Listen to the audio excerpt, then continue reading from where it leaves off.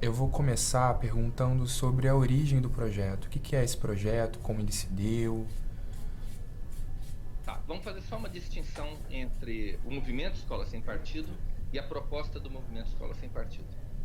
O movimento Escola Sem Partido nasceu em 2004, como uma reação contra a percepção de que as escolas e universidades estavam sendo usadas para fins de propaganda ideológica, política e partidária. Então, nós resolvemos criar essa iniciativa para dar visibilidade a esse problema, uma vez que o grosso da doutrinação, né, a maior parte dos abusos, acontece dentro de sala de aula e a sociedade não fica sabendo que essas coisas acontecem. Então, o objetivo inicial foi esse: dar visibilidade ao problema da doutrinação. Então, o Escola Sem Partido se tornou assim uma espécie de um repositório de informações a respeito do tema da doutrinação nas escolas, que não é um problema que acontece só no Brasil. Acontece em muitos outros países, nos Estados Unidos, na Europa, enfim. É, então, a gente imaginava, a princípio, que o simples fato de dar visibilidade a esse problema, a esses abusos, faria com que eles fossem resolvidos, né? Mas a gente, na verdade, subestimava os interesses que estavam por trás da doutrinação, os interesses, sobretudo político-partidários. Há grupos, partidos políticos e organizações de natureza também política, como movimentos sociais, etc., que lucram com essas práticas dentro das escolas. Isso não acontece por acaso. Na verdade, a doutrinação que ocorre nas escolas ela é resultado de uma estratégia política de ocupação de espaços. Isso é muito importante dentro da estratégia da esquerda, né? Haja vista, por exemplo, o controle que eles exercem sobre sindicatos de professores e movimento estudantil. É uma força política, um espaço político importante que eles ocupam. E também as universidades. A gente viu, por exemplo, agora nas últimas eleições, as universidades, sobretudo as públicas, sendo usadas de forma aberta, assim, ostensiva, na campanha contra o Bolsonaro, né? Cartazes, faixas contrárias ao Bolsonaro, essas coisas. Aliás, o problema foi até parar no STF. Então, nada disso vamos dizer assim, ocasional, é fortuito. E o combate a essas práticas também não era fácil de ser feito. Então, como eu disse, a gente subestimava os interesses, sobretudo político-partidários, que estavam subjacentes a essas práticas. Então, em 2007, mais ou menos, surgiu a ideia de se colocar nas salas de aula do ensino fundamental e do ensino médio, quer dizer, cuja clientela é formada, sobretudo, de crianças e adolescentes, um cartaz com 6 deveres do professor.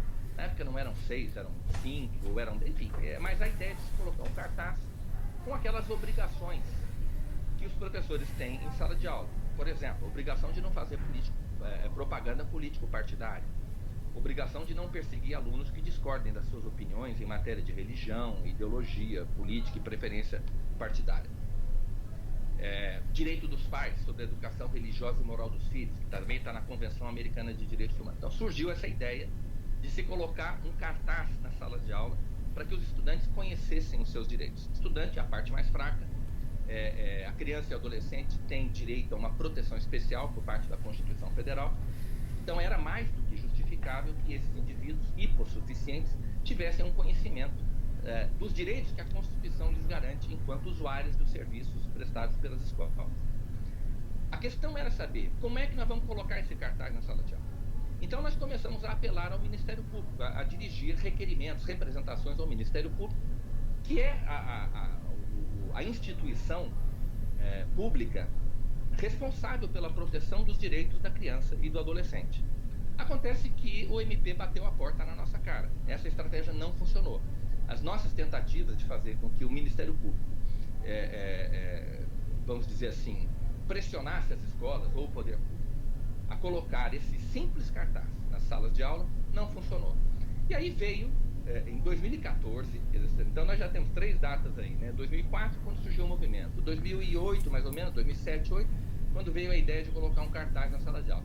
Depois, em 2014, o Flávio Bolsonaro que era deputado estadual na Assembleia Legislativa do Rio de Janeiro, entrou em contato comigo dizendo que ele estava querendo fazer um projeto de lei contra a doutrinação nas escolas. E ele inventou o nome Programa Escola Sem Partido.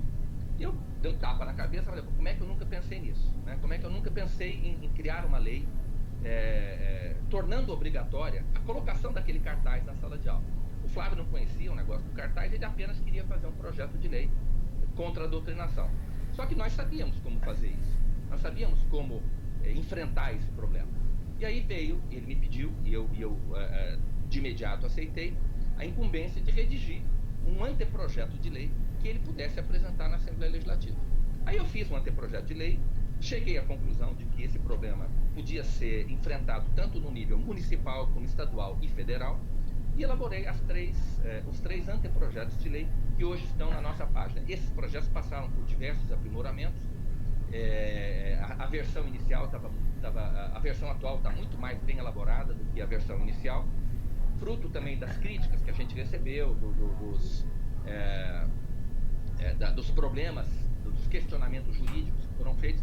A gente foi aprimorando, e eu acho que hoje está numa versão bastante correta. E aí foi apresentado na Câmara dos Deputados. Em 2015, o deputado Isalci, do PSDB do DF, que hoje é senador, apresentou o projeto na Câmara dos Deputados. E foi esse projeto que acabou de tramitar agora no final de 2018, né, com o arquivamento do projeto e a extinção, o fim das atividades lá da Comissão Especial.